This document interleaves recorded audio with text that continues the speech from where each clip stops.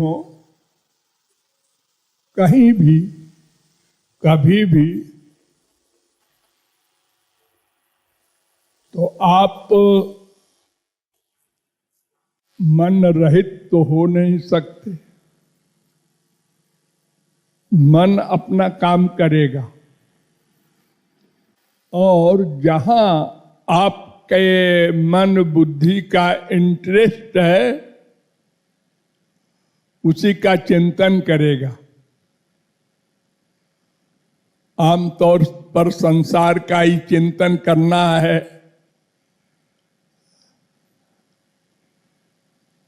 उसी में आसक्ति है तो उसी का चिंतन करना होगा।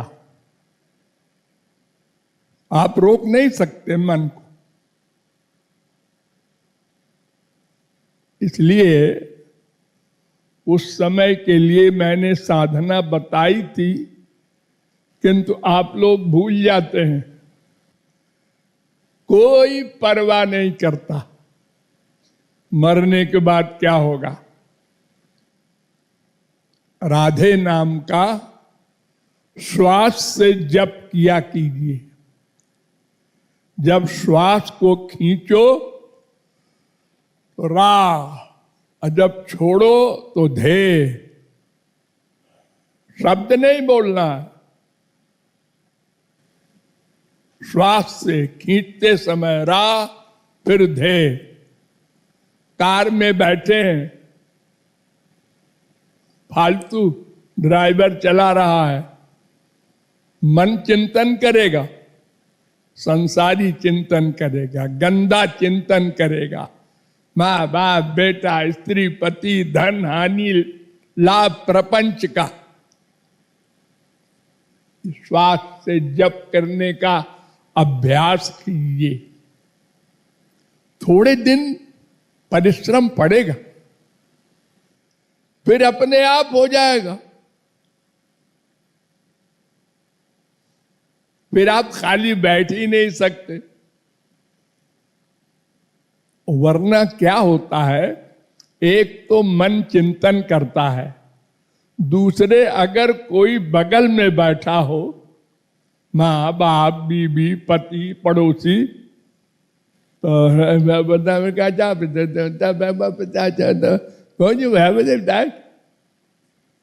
बोलने की बीमारी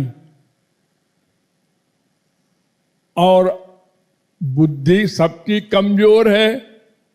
अहंकार कितने ही कर लो, अधिक बोलने में कोई न कोई वाक्य गड़बड़ निकल जाएगा कि सुनने वाले को फीलिंग होगी, वो आपको बेवकूफ सोचेगा और आपका इतना नुकसान हो जाएगा। बोलना अधिक भयानक है, उससे कम भयानक है सोचना। सोचने में आप ही का नुकसान है और बोलने में डबल नुकसान हो जाएगा। सोचना तो पड़ता ही है बोलने में, उधर से नुकसान हो जाएगा दूसरे का, और फिर हो सकता है वो आपसे विरोध पर तुल जाए। उसने ये कहा था, अरे मैंने कान से सुना था।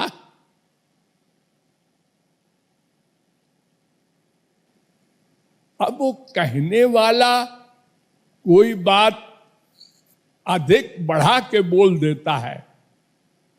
ये सब की आदत है। हमको एक आदमी नहीं मिला सारे भारत में इतने वर्ष में जो सही बात, जिस किसी भी वाकये का सही निरूपण कर दे। अगर उसकी तारीफ करना है, सब उसकी तारीफ कर रहे थे और 2-3 आदमी ने की थी। अगर किसी ने बुराई कर दी, वो उसके उस वाक्य का, उस कपड़े का, उसका सब बुराई कर रहे थे। ऐसे हम लोगों की बोलने की आदत है। ये झूठ भी है और हानिकारक भी है। बड़े बड़े कांड हो जाते हैं इन्हीं शब्दों से। हम सही बोल ही नहीं सकते। मुझसे नहीं सही बोलते लोग, मुझसे, जिनको गुरु गुरु मानते हैं, शायद झूठ बोलते हैं अपने को सही सिद्ध करने के लिए। हमारे लिए गुरु जी ने गलत कहा, ये मैं सिद्ध कर दूंगा।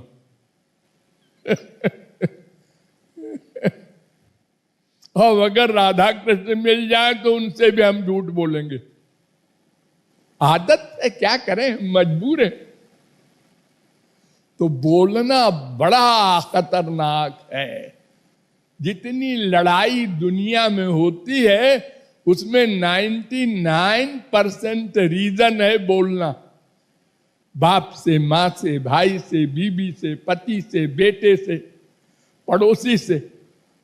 जितना अधिक जो बोलेगा उतने उसकी खराबी होगी, टेंशन होगा, दुख होगा, लड़ाई झगड़े बढ़ेंगे, द्वेष वाले खड़े हो जाएंगे। तो एक तो कंट्रोल करो, कम से कम बोलो, जितने में काम चल जाए। अब देखो, फोन करते हैं आप लोग या किसी की बात सुनते हैं फोन से, बोले जाते हैं, क्या कर रहे हो, क्या हो रहा है, वो कुछ बोला, अरे तो ऐसा क्यों किया, बोला अरे तो वो तो हम जानते हैं महाबेवकूफ है। बोले जा रहे हैं, बोले जा रहे हैं। हमारी सबसे बड़ी शिकायत है सारी दुनिया में, वो तो बस राधे राधे करके फोन धर देते हैं।